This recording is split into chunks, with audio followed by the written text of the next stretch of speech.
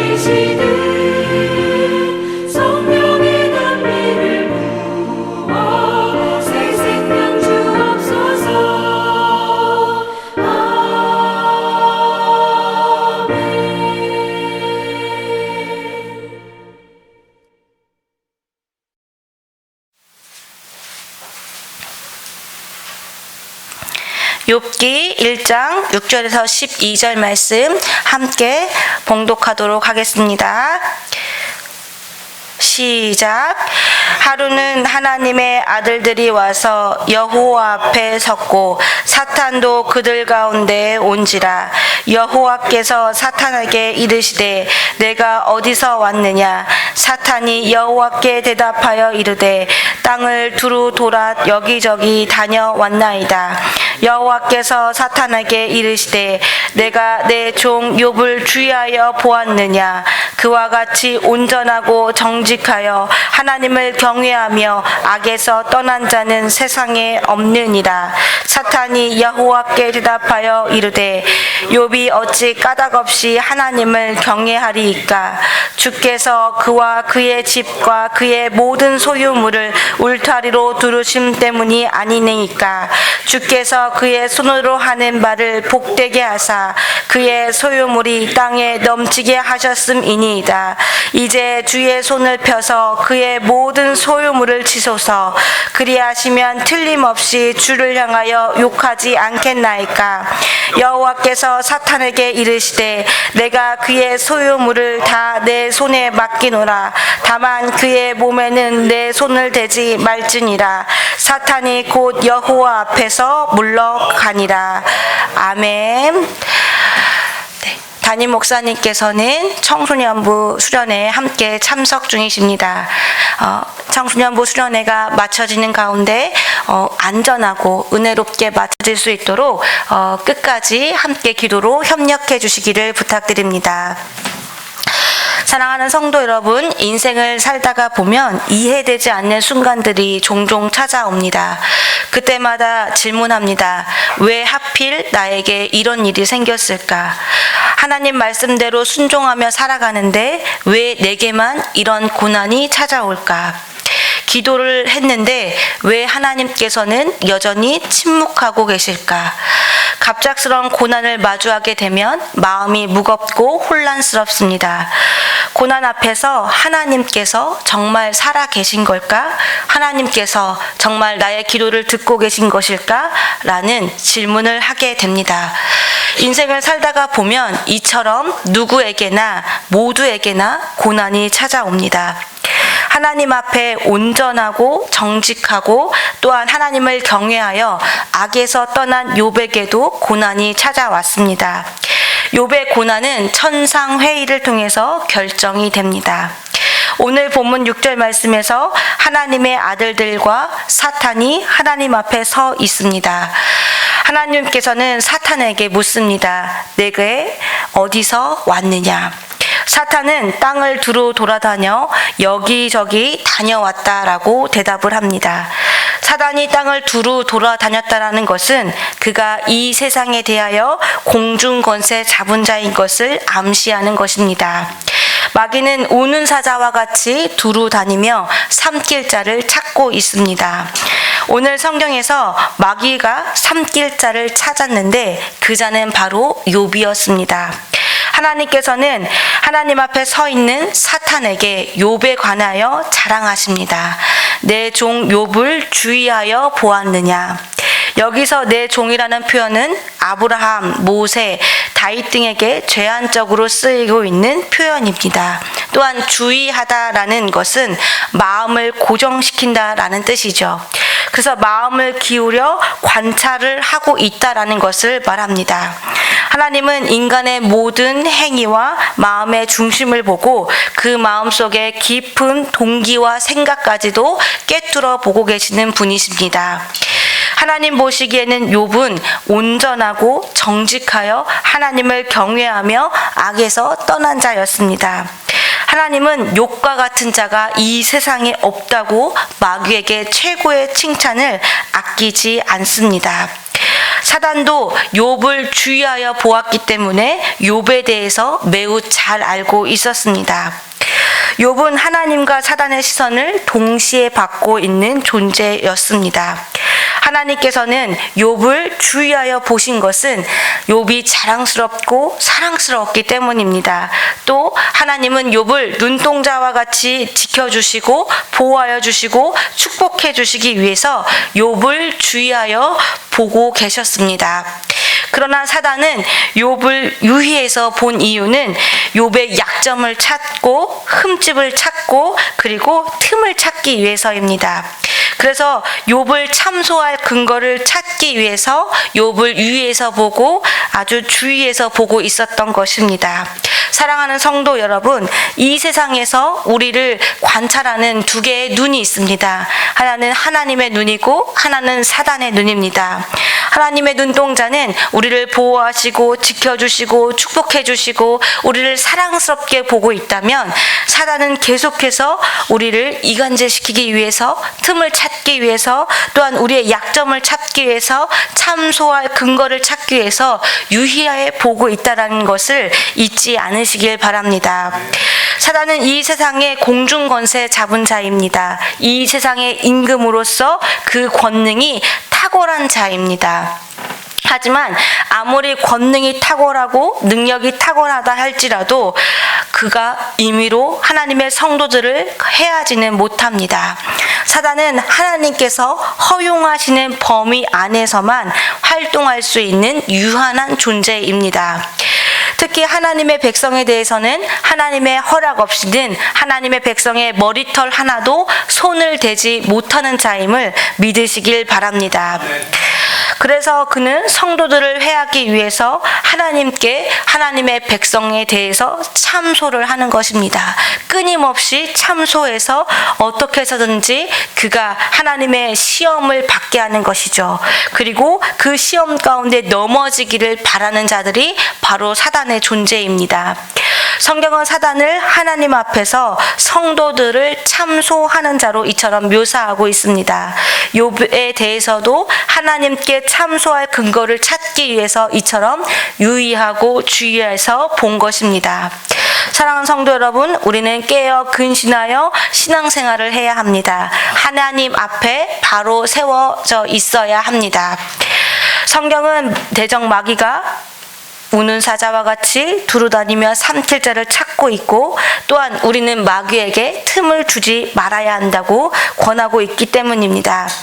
욥처럼 이렇게 까닭없는 고난에도 더욱 우리는 하나님을 신뢰하고 믿음으로 하나님 앞으로 나아갈 수 있어야 합니다.